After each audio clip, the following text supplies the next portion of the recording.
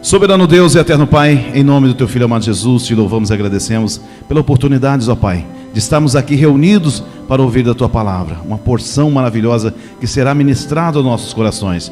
Pai, aqueles que também estão em casa, que possam sentir a Tua presença, que possam ouvir a Tua voz falando através do Teu servo. Ó Espírito Santo, usa ele, que ele seja diminuído e que o Senhor cresça, que ele seja apenas um vaso usado em Tuas mãos, assim como o Senhor quer usar a cada um que aqui se faz presente. Pai, usa ele, fala aos nossos corações, é o que Te pedimos, Te louvamos e agradecemos, e nós Te abençoamos, Pastor Maurício, em nome do Pai, do Filho e do Espírito Santo. Amém. Que a graça e a paz do Senhor seja sobre a sua vida, amém?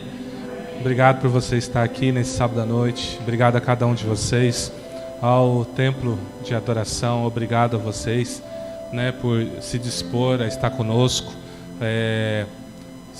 Se vocês estão alegres de estar aqui, nós estamos muito mais, né? Nós somos um ministério novo, vamos para o nosso 3º ano e a gente ainda não tem um ministério de louvor formado, né?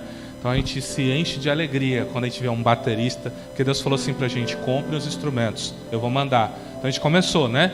Já ganhamos o carrom, compramos uma bateria usada, entendeu? Então assim, já estou vendo pra gente comprar violão. Então a gente está fazendo esse processo e ver que vem uma banda, né, do nível de vocês e está aqui com a gente, ajudando a gente a adorar a Deus. Então isso para nós é um motivo de muita alegria, né? E fiquem tranquilos que o ministério também está preparando uma janta para vocês. Então, as falar, eu vou sair da igreja, ainda vou ter que, né, ver o que eu vou comer. Não, fiquem tranquilos, tá? Vocês vão ainda comer, tudo na faixa, né? Um presente para todos vocês. E nós ficamos alegres de ver os ministérios se desenvolvendo e trazendo esse momento de muita alegria para todos nós, amém? Hoje nós vamos falar sobre esse tema. Nós louvamos a Deus porque por esses dias nós fomos abençoados com um projetor. Então essa semana eu fiquei praticamente em função disso para comprar toda a fiação, todos os cabos, tudo. A minha intenção era fazer uma surpresa, né? A gente ganhou, eu falei, vou chegar quinta-feira, vou fazer surpresa, né? Aí os irmãos não vieram, falaram, então vão vir no sábado, né? Os que não vieram vai ver no domingo, mas vai ver, né? Que tem.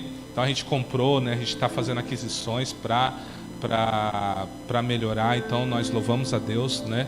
Obrigado a vocês que têm aberto os seus corações para ofertar na obra do Senhor. Tudo isso é para melhorar tudo que acontece aqui. Eu creio que logo, quem sabe esse ano ainda a gente consiga fazer as trocas das cadeiras, né?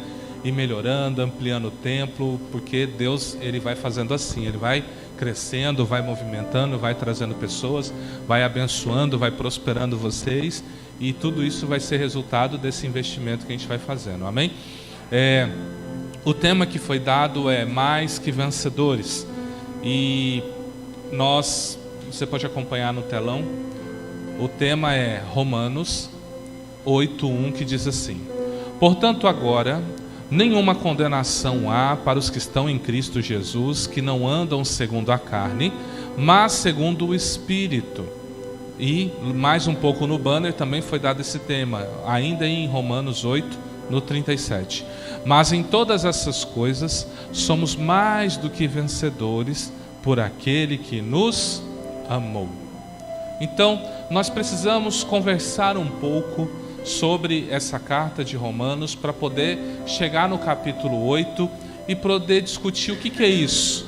O que é esse negócio de que não há mais nenhuma condenação e o que é esse negócio de que nós somos mais que vencedores. Do que se trata isso? Veja, para você entender um pouco sobre o livro de Romanos, ele foi escrito por Paulo quando ele estava lá em Corinto, aproximadamente 57 depois de Cristo, né?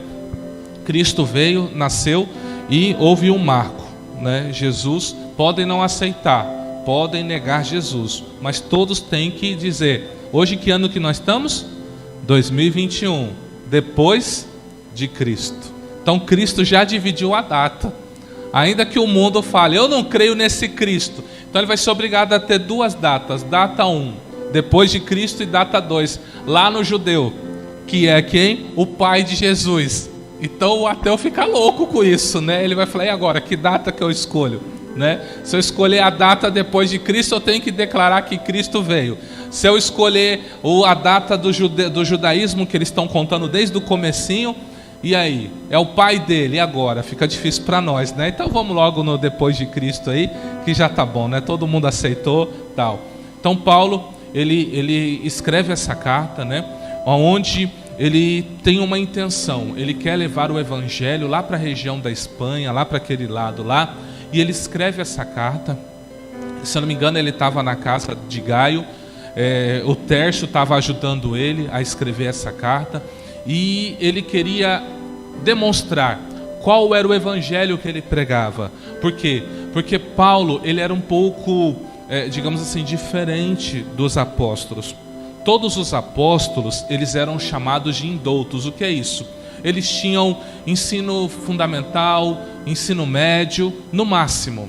Porque eles eram criados na cultura judaica, então eles sabiam falar, sabiam escrever, eles tinham o básico do básico. Mas Paulo era o equivalente a alguém que tivesse PhD.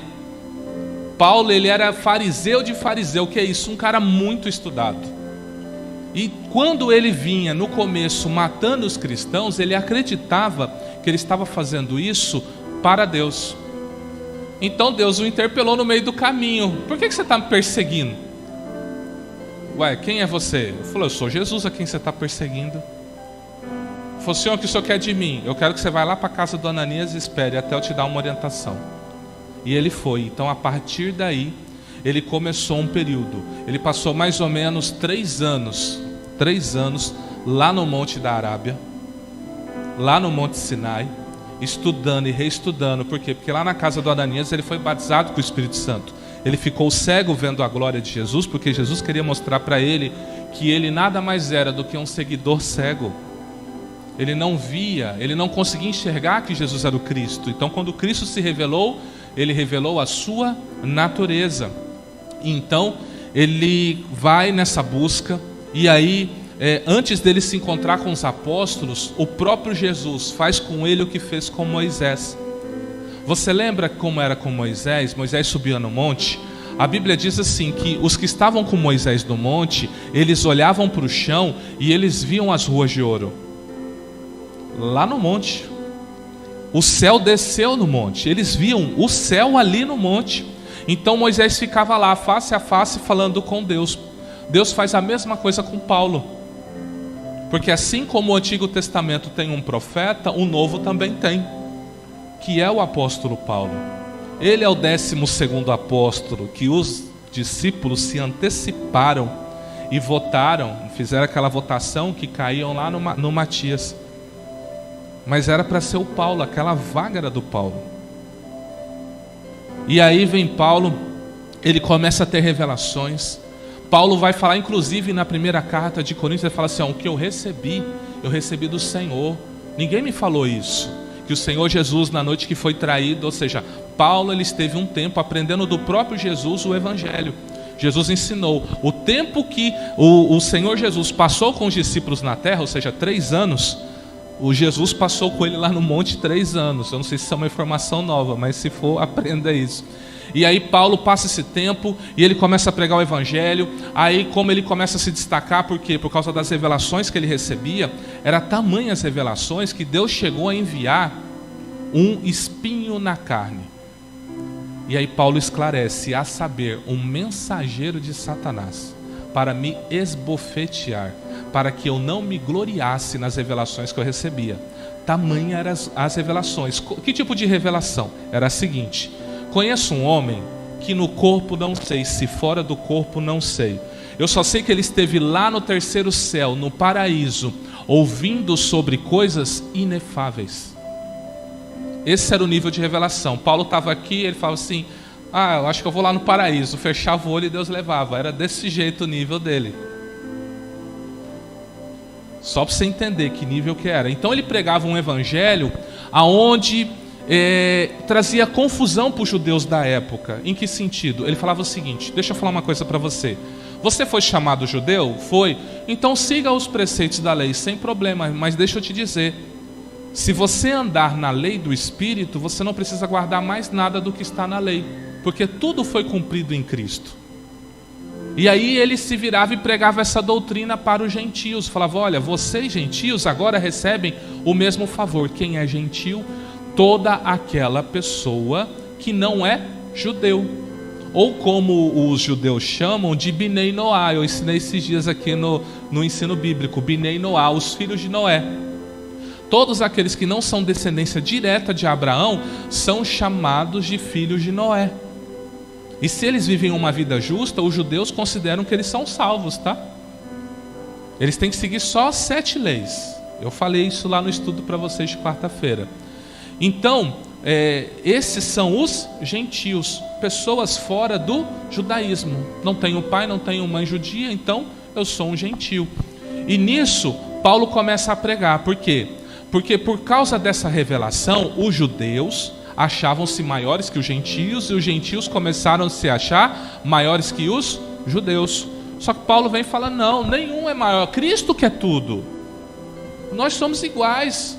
Entenda uma coisa, se for olhar mesmo, lembre-se do que Jesus disse: a salvação vem dos judeus. Então, se for entrar nessa discussão, é óbvio que vai ter uma prioridade sobre eles. Mas hoje em Cristo não há grego, não há judeu, não há homem, não há mulher, porque Cristo é tudo em todos. E ele vai falar sobre isso. Então esse capítulo 8 de Romanos, se eu simplesmente pregar, vamos ser mais que vencedores, eu tenho que te falar o cerne desse capítulo, senão você nunca vai entender ele. Então veja, qual que é o foco então do livro de Romanos? É a revelação da justiça de Deus. Deus satisfez a justiça dele na pessoa de Jesus Cristo. Olha só o que diz Romanos 7, do 18 ao 25. Porque eu sei que em mim, isto é, na minha carne, não habita bem algum, e com efeito o querer estar em mim, mas não consigo realizar o bem. Porque não faço o bem que quero, mas o mal que não quero, esse faço. Ora, se faço o que não quero, já não faço eu, mas o pecado que habita em mim. Acho então esta lei em mim que, quando quero fazer o bem, o mal está comigo. Porque segundo o homem interior tenho prazer na lei de Deus, mas vejo nos meus membros outra lei, que batalha contra a lei do meu entendimento. O que me prende debaixo da lei do pecado que está nos meus membros. Miserável homem que sou, quem me livrará do corpo desta morte? Ele está dizendo o seguinte: eu tenho um corpo que carrega o pecado. Por causa desse corpo eu peco. É por causa dele que eu minto, é por causa dele que eu roubo, é por causa dele que eu adultero, é por causa dele que eu tenho vontade de ter relações antes do casamento, é por causa do meu corpo. Tudo isso é por causa do meu corpo. Então ele está dizendo assim, miserável homem que sou, quem vai me livrar disso? Aí ele conclui: dou graças a Deus por Jesus Cristo. Assim que eu mesmo com entendimento sirvo a lei de Deus, mas com a carne a lei do pecado. Ele está dizendo o seguinte: por causa de Jesus, está operando algo novo dentro de mim.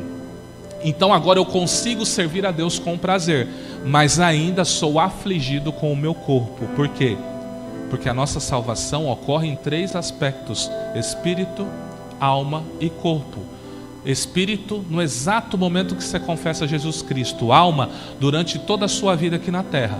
Então enquanto você nascer, creu em Jesus e morrer, você só vai sendo trabalhado por Deus. Quando eu faço isso aqui, você entendeu, né? Quando fazia assim, vai apanhar, ou seja, você vai sendo o quê? Trabalhado por Deus durante toda a sua vida, vai sendo moldado o seu caráter. E no final a ressurreição, o seu corpo sendo restaurado e glorificado, é aí que o seu corpo vai receber a salvação. É nesse momento. Então tudo na nossa vida é um processo. Por isso que a Bíblia diz: desenvolvei a vossa salvação. Não é que hoje você perde amanhã, não. É que você precisa todo dia entrar debaixo desse trabalhar de Deus, para você ser moldado, moldurado. O corpo que você vai receber na eternidade depende do que você faz agora. Você poderá ter um corpo como o sol, você poderá ter um corpo como a lua, como o das estrelas. Depende de como você o serve aqui agora.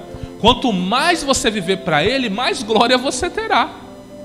Mas de uma coisa eu tenho certeza: alguma glória você terá, porque a obra dele foi perfeita. Então alguma glória você terá, nem que for um pouquinho, mas glória. Quando você chegar no lugar, você vai brilhar, porque ainda há uma glória de Deus em você. Mas lute para que essa glória seja grande, extraordinária. Como? Servindo ao Senhor. Quando esses jovens vêm aqui tocar para nós, eles estão abrindo mão de muitas coisas. Talvez de sair com as suas varoas. Talvez de, pastor, libera nós para estar lá junto com eles, né? O pastor, tá bom, vai, né? E você está entendendo? Então, ou seja, tudo isso eles estão fazendo em prol do reino. Então isso significa o quê? Porque eles servem a Deus dessa forma, então Deus os honrará. Você está entendendo? É assim que Deus trabalha na nossa vida. E agora vem o texto. Eu li 7 e agora eu entro no 8. Portanto, nenhuma condenação há para os que estão em Cristo Jesus, que não andam segundo a carne, mas segundo o Espírito. Ele está dizendo o seguinte: por mais que o seu corpo ele seja um grande inimigo seu, se você estiver em Cristo, você não será condenado. Isso é uma grande verdade. Se eu tenho um corpo que me faz errar contra Deus, esperando essa transformação, então que condenação há para mim em Cristo? Nenhuma. Mas que anda o quê? No Espírito. Porque se você fizer o que sua carne quer, então há muita condenação para você. Mas quando você anda em Cristo, nenhuma condenação há. Deus nos chama para viver essa vida através de Cristo. Olha só, Romanos 3:23. Porque todos pecaram e destituídos estão da glória de Deus. Todo homem que vem vai pecar, vai errar. Esses dias eu falei com a igreja assim: meu filho está com 5, 6 anos e ele já vem com umas conversas para cima da gente. Tipo assim, às vezes ele vai passear e fala assim para minha esposa: o papai está chamando, vamos para casa. E eu não falei nada. Quem ensinou isso para ele? Quem ensinou que ele já pode ter essas artimanhas? Não fui eu. Ele nunca viu fazer isso.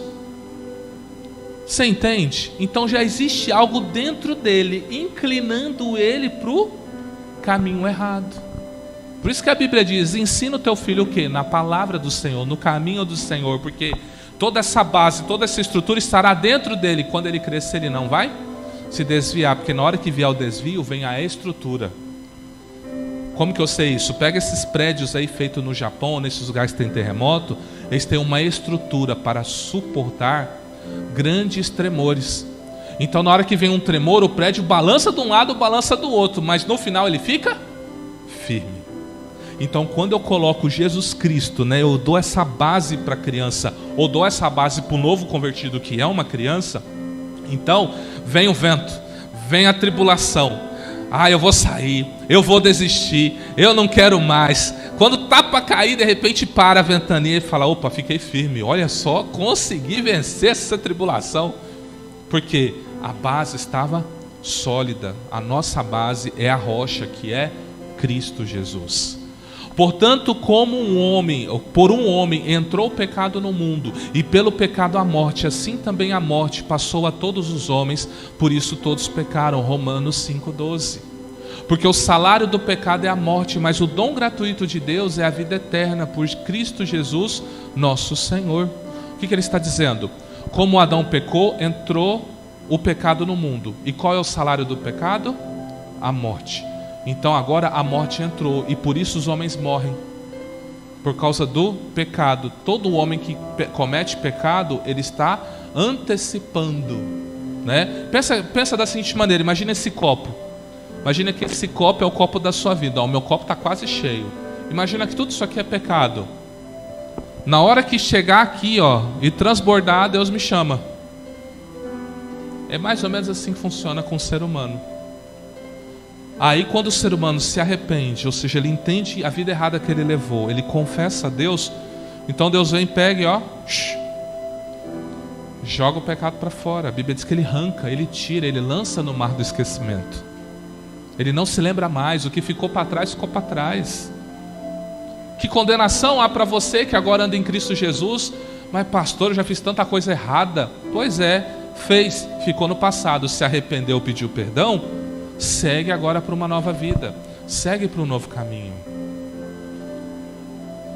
Pois assim como por uma só ofensa veio o juízo sobre todos os homens para a condenação, assim também por um só ato de justiça veio a graça sobre todos os homens para a justificação da vida. Romanos 5,18. Olha o que diz o 5,21. Para que assim como o pecado reinou na morte, também a graça reinasse pela justiça para a vida eterna por Jesus Cristo. O que ele está dizendo? Da mesma forma que a morte reinou no meio dos homens, por causa do pecado que os homens cometiam, agora que Jesus padeceu na cruz do Calvário, então agora reina a justiça de Deus no nosso meio. E como que essa justiça reina? Quando você entrega a sua vida para o Senhor Jesus, acontece algo dentro de você, algo chamado de novo nascimento. Uma pessoa muito especial, ela vem habitar dentro de você, o bendito Espírito Santo. Ele é o Espírito do Pai, Ele é o Espírito de Cristo. Então a habitação do Todo-Poderoso agora está em nós. Você que crê em Cristo, você sabia que Ele está nesse exato momento dentro de você? Pastor, mas eu não estou sentindo nada. Pois é, Ele é Espírito, não é para sentir, é para crer. Olha o que Jesus fala para Nicodemos. Jesus respondeu: na verdade te digo que aquele que não nascer da água e do Espírito não pode entrar no reino de Deus. O que é nascido da carne é carne, o que é nascido do Espírito é Espírito. Não te maravilhes de ter dito isso, necessário vos é nascer de novo. O vento assopra onde quer e ouves a sua voz, mas não sabes de onde vem, nem para onde vai. Assim é todo aquele que é nascido do Espírito. Então agora que o Espírito Santo habita em você, Ele vai imprimir algo. A Bíblia diz que Ele entra em você e Ele começa a pegar com a mão dele, o dedo dele, e escrever nas tábuas do seu coração a lei de Deus, a lei do Espírito de vida. Então agora para você, coisas que pareciam antes de você crer em Jesus normal de você fazer, agora te incomoda. Tem coisa que você não consegue mais fazer. Antes era normal você falar assim, diga que eu não estou. Hoje você pode até fazer isso, mas você faz com dor no coração. Você já faz sabendo que tem que pedir perdão para Deus. Por quê? Porque agora existe uma nova lei escrita no seu coração, e você sabe no exato momento que você quebrou ela. Você entende? Isso é sinal que, pastor, antes eu vivia a minha vida de qualquer jeito, tal, e hoje eu vou fazer umas coisas, eu sei que desagrada a Deus. Glória a Deus, você nasceu de novo. Se você ainda ama o erro, deixa eu ter uma péssima notícia para você. É necessário você nascer de novo. Isso pode acontecer quando? Agora. Uma decisão de coração. Eu tenho ensinado aqui e tenho insistido, principalmente nas quintas-feiras, tudo na nossa vida é questão de decisão. Deus vai te dar uma orientação e você decide se você quer ou se você não quer. Simples assim. Quando você decide, não é decisão de boca, tá? Aquela decisão que você fala e depois, não, é de coração. Estou firme nesse propósito. É que nem casamento, né? Decidiu, vou casar com essa pessoa, vou fazer. É isso, é aquela decisão que você tomou. Pode vir qualquer pessoa falar, você fala, não vou voltar atrás. Mas você vai virar crente, você vai não sei o quê, não vai ficar chato, não sei o quê. Não interessa, estou firme. Estou forte, eu não volto atrás com essa decisão. Então é isso, você não precisa nem falar com a sua boca, mas se aqui dentro está firmado, é o que importa. É o que Deus espera de mim e de você, uma decisão de coração. Eu já falei aqui, quem quiser assistir o culto de quinta-feira, eu falei como eu era aprisionado pelo vício da pornografia, 10 anos. Não conseguia, eu tomava ceia na igreja, às vezes eu pregava. Chegava em casa, eu ia para o crime. E Deus começou a me pegar. Você tem que decidir sair disso. Aí um dia, não teve nada especial. Foi um culto especial. Não teve. Deus me chamou para uma conversa interna. Eu sentei na beira da minha cama, nem me ajoelhei.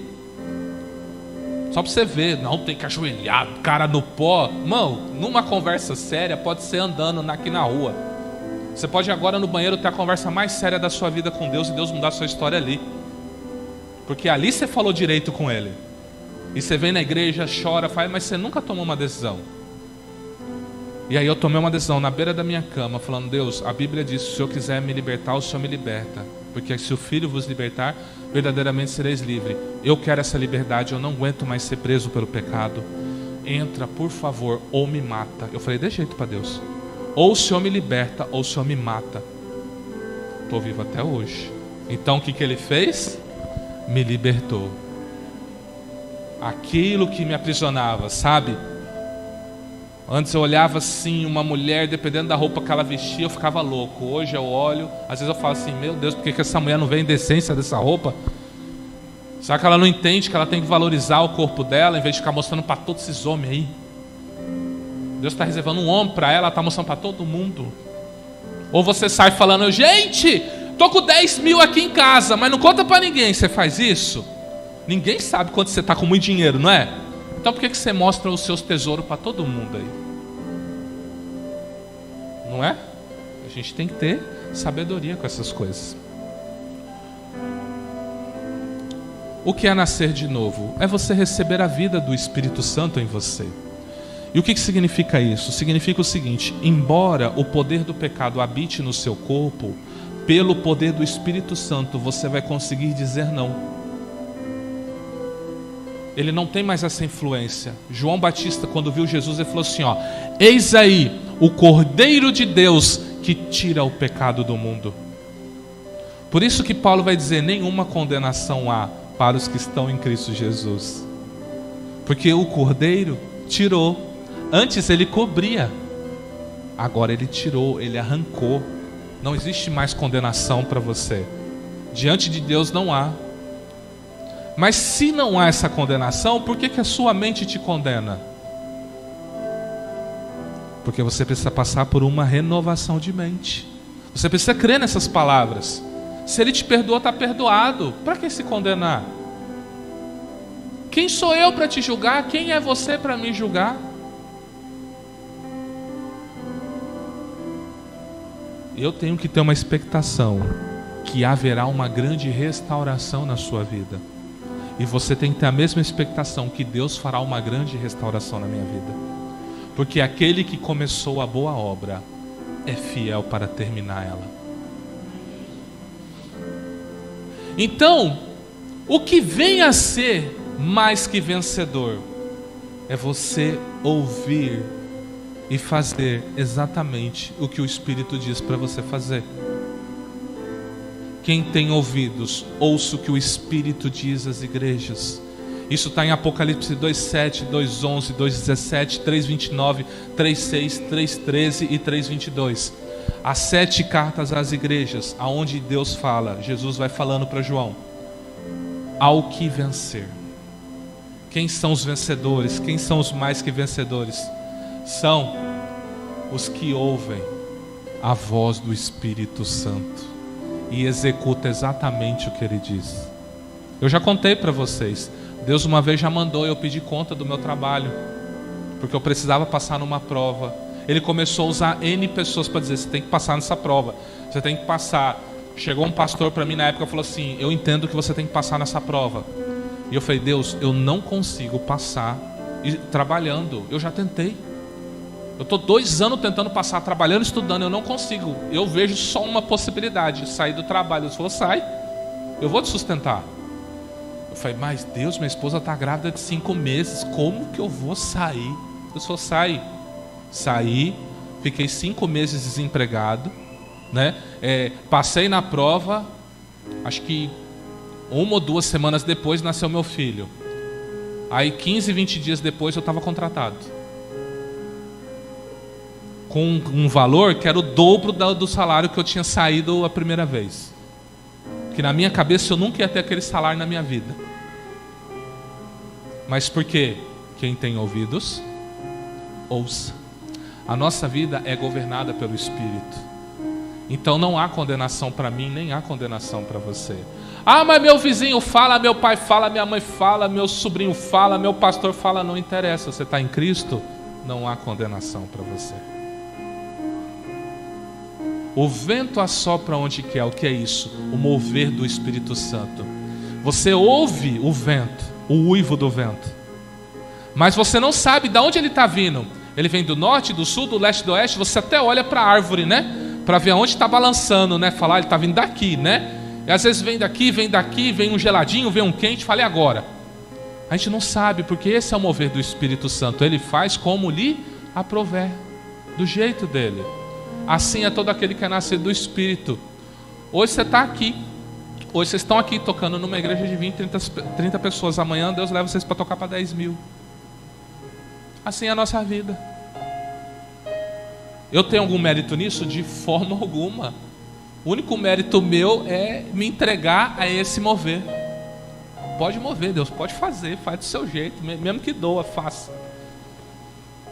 Se vivemos em espírito, andemos também em espírito. Gálatas 5:25.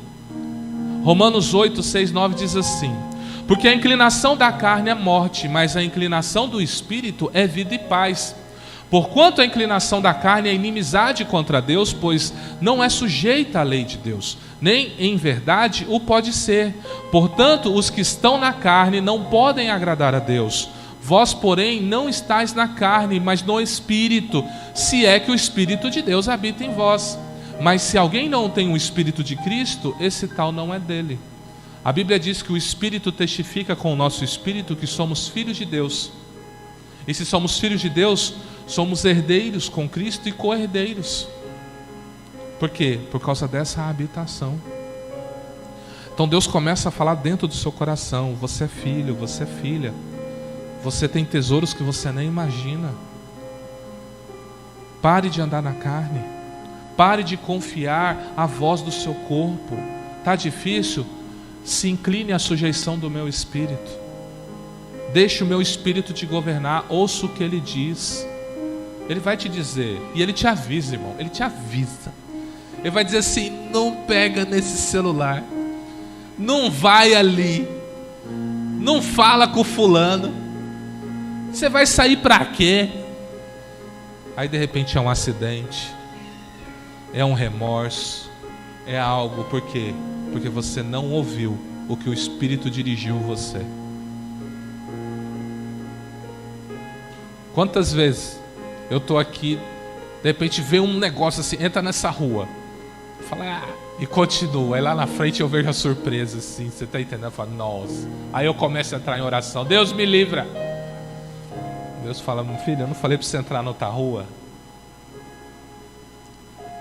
Você entende? São coisas bobas, mas pode ser a minha vida, pode ser a sua vida. Uma decisão errada que você toma pode acabar com toda uma história.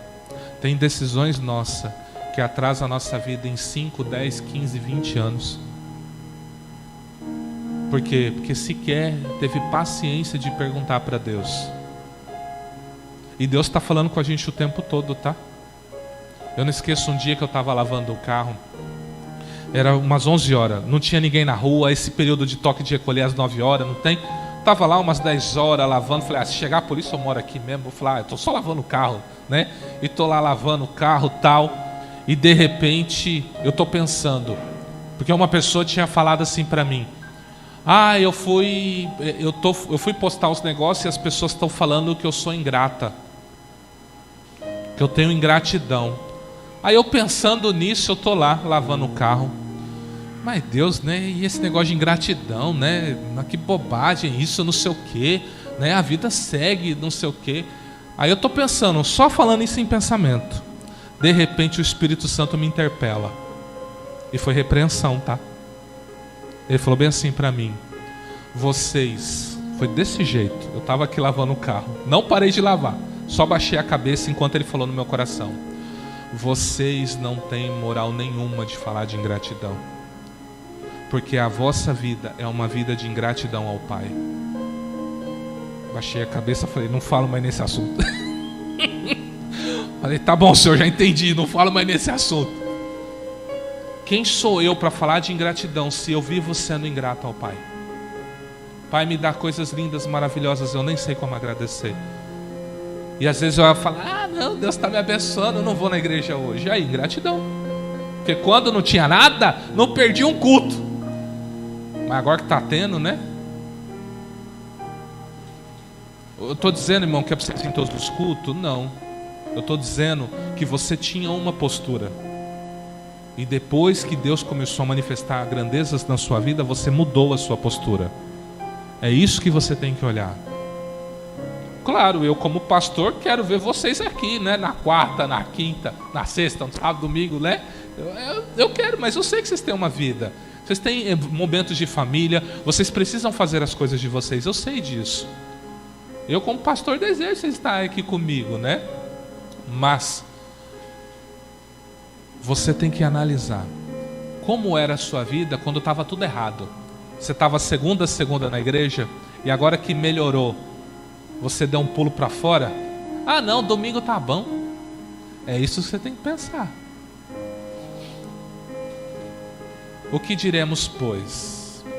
Essas coisas. Se Deus é por nós, quem será contra nós?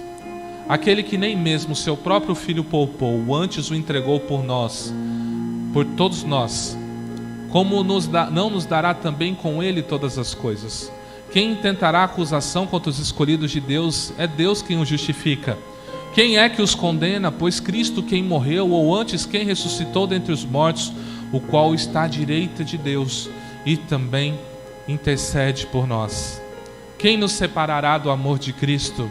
A tribulação, a angústia, a perseguição, ou a fome, ou a nudez, ou o perigo, ou a espada.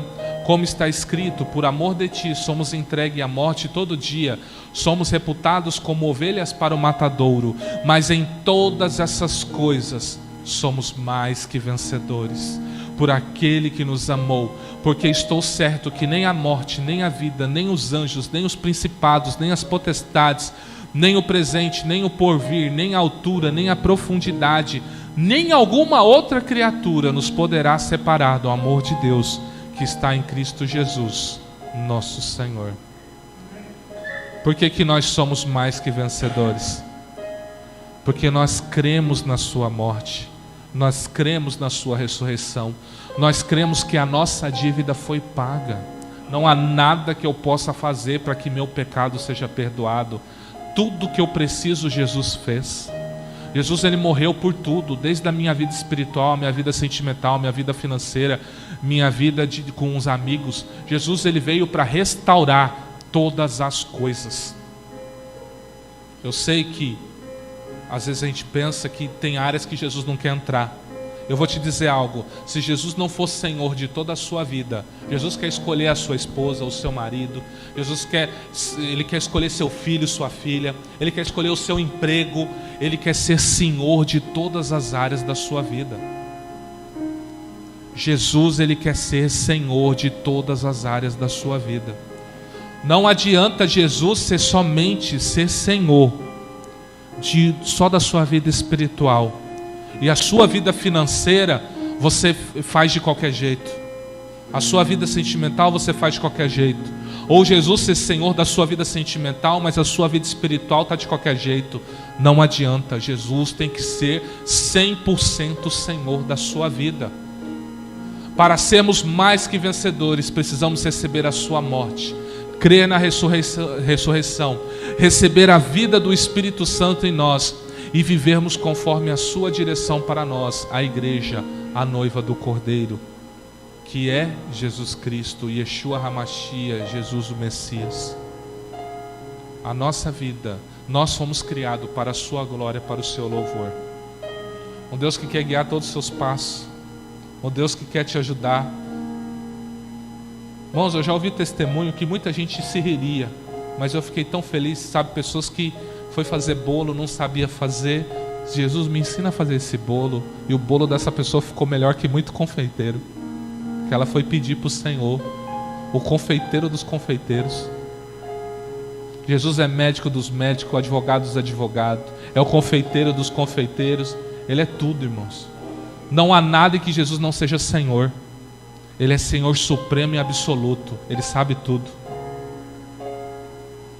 A pergunta é: por que Ele ainda não está dirigindo todas as áreas da sua vida?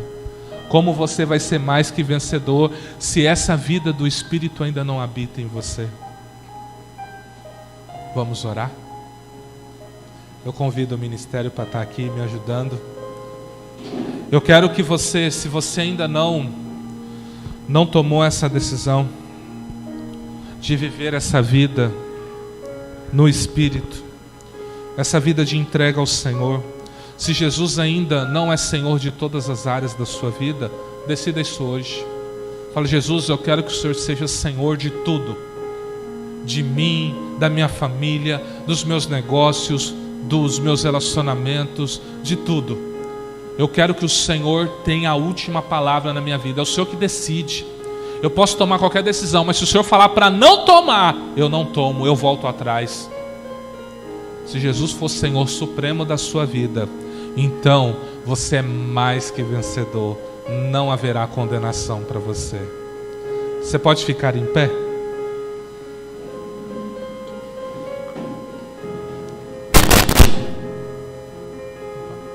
Eu vou pedir para o ministério cantar um louvor enquanto você fala com Deus. E assim que eles terminarem esse louvor, vamos entrar nesse momento de oração. Mas você, antes de eu orar, já pode tomar essa decisão e Deus já receber essa sua oração. Amém?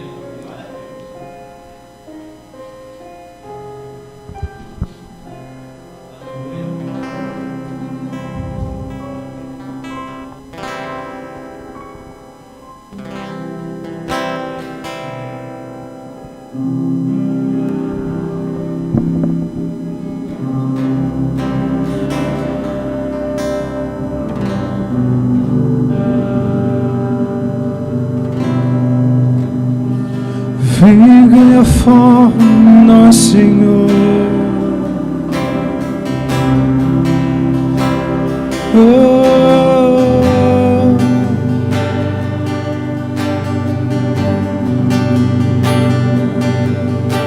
O teu amor está ganhando forma. O teu amor está ganhando forma. O teu amor está ganhando forma em mim.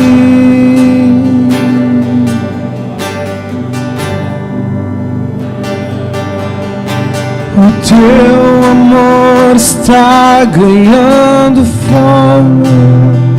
Eu sei, o teu amor está ganhando forma.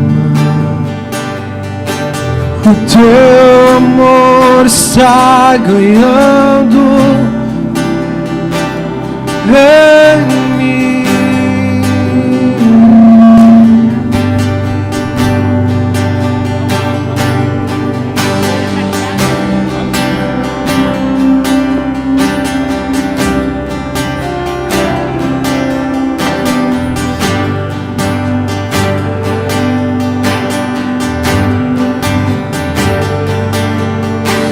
O teu amor está ganhando forma. O teu amor está ganhando forma.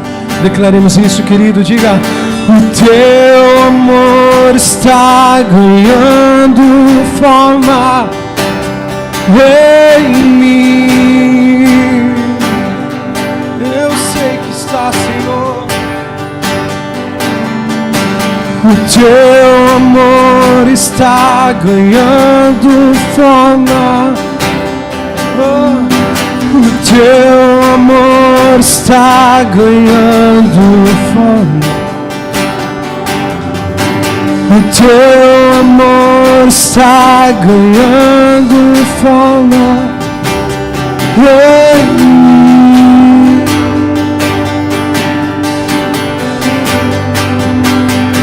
E eu vou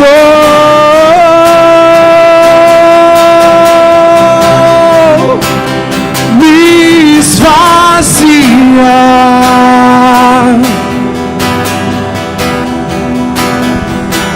pra você.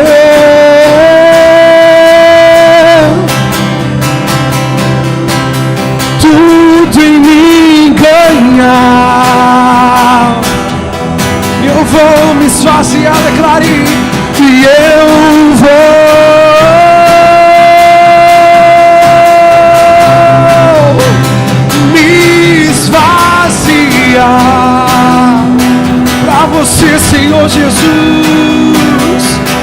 pra você.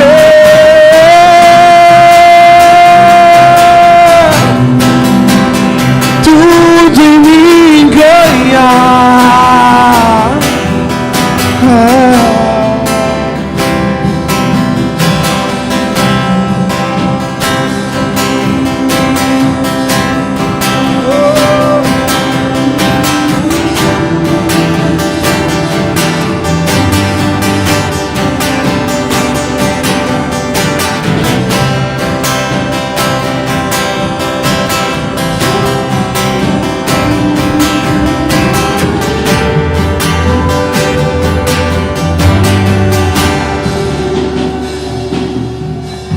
O teu amor está ganhando forma. O teu amor está ganhando forma. O teu amor está ganhando forma em mim.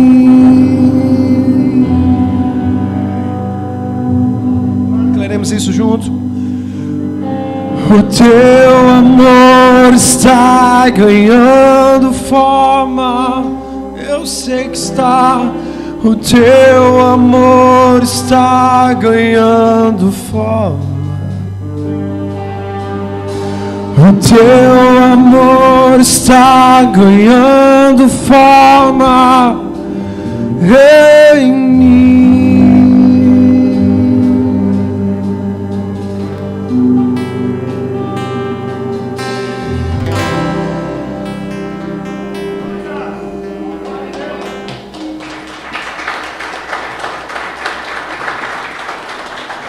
Pai, no nome do Senhor Jesus.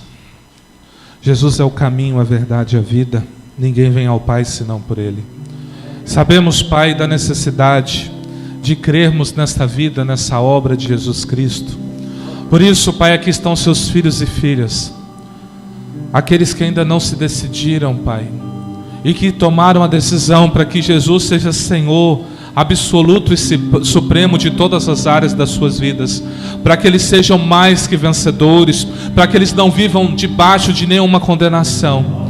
Então eu peço que o Senhor os receba e que o senhorio de Jesus seja estabelecido em todas as áreas da vida dos seus filhos, Pai. Abençoe a vida, Pai, espiritual dos seus filhos. Abençoe a vida financeira dos seus filhos. Abençoe, meu Deus e meu Pai, a vida sentimental, afetiva dos seus filhos. Que o Senhor cure, Pai, todas as áreas, Pai, e que eles vivam a plenitude do Senhor. Perdoe seus pecados, falhas e iniquidades, e que a paz do Senhor Jesus superabunde em vossos corações. Pai, nós te rendemos graça. Obrigado, Pai, porque pela vida deste homem, Jesus Cristo homem, nós temos a vida e a vida eterna. E não poderíamos começar, Pai, esse culto dos homens, senão ressaltando sobre a vida deste homem, Jesus Cristo de Nazaré, Filho do Deus Altíssimo, que morreu em nosso favor. Então, meu Deus e meu Pai, que o Senhor abençoe todos que estão aqui nesta noite. É o que eu te peço, te louvo e te agradeço, em nome de Jesus. Eu queria pedir para vocês começaram cantando escudo, não foi? Então, a gente tem procurado fazer um trabalho de evangelismo aqui. Aqui a gente tem muitas famílias espíritas, católicas, né? E a pandemia nos atrapalhou bastante. Então, assim, uma família aqui, vizinha nossa, falou assim, tem como eles cantar escudo de novo? Eu falei, uai, se for para ganhar para Jesus, nós canta, sem problema. Vocês podem então cantar escudo mais uma vez pra gente, em nome de Jesus?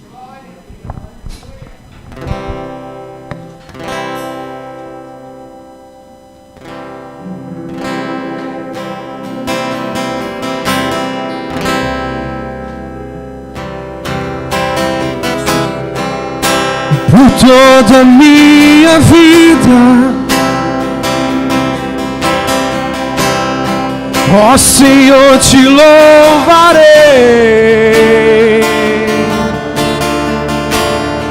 pois meu fôlego é tua vida e nunca me cansarei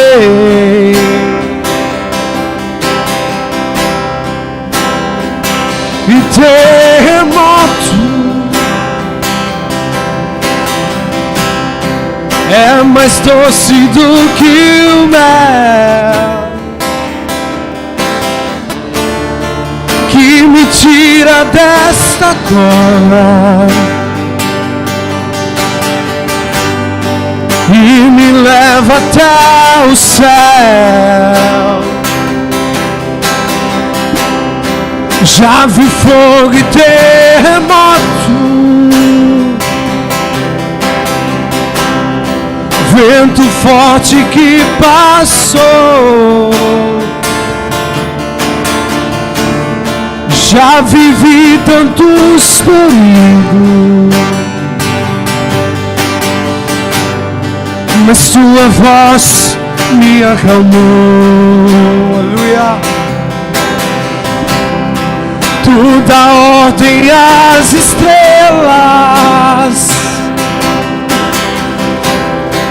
e ao mar os seus limites.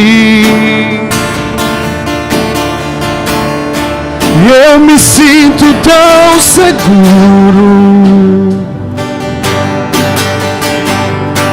no teu colo altíssimo. Não há ferrolhos nem portas que se fechem diante da sua voz. Não há doença nem culpas que fiquem de pé diante de nós. E a tempestade se acalma na voz daquele que tudo criou, pois sua palavra é pura, escudo para os que nele crêem.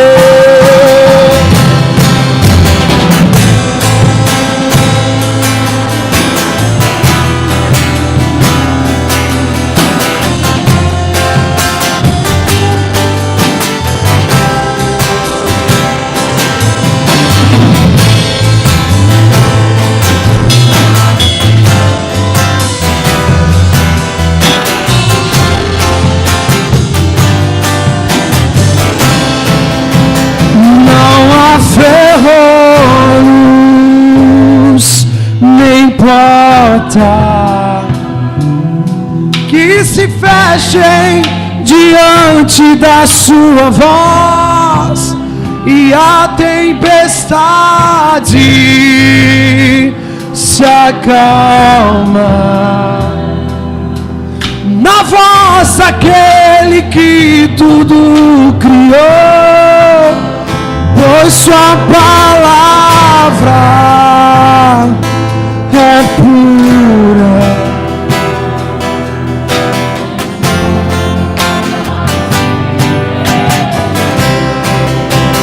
Não há ferrolhos nem portas que se fechem diante da sua voz. Não há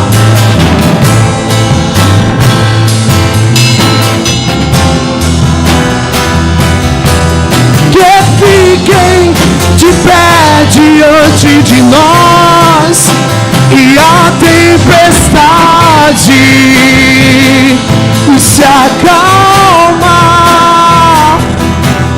na voz daquele que tudo criou, pois sua palavra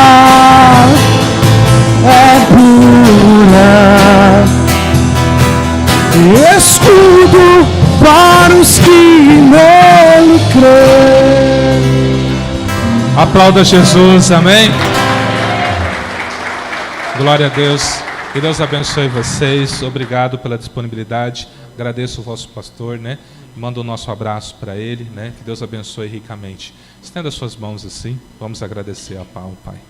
Pai, nós te agradecemos por esta noite, obrigado pela tua infinita bondade e misericórdia.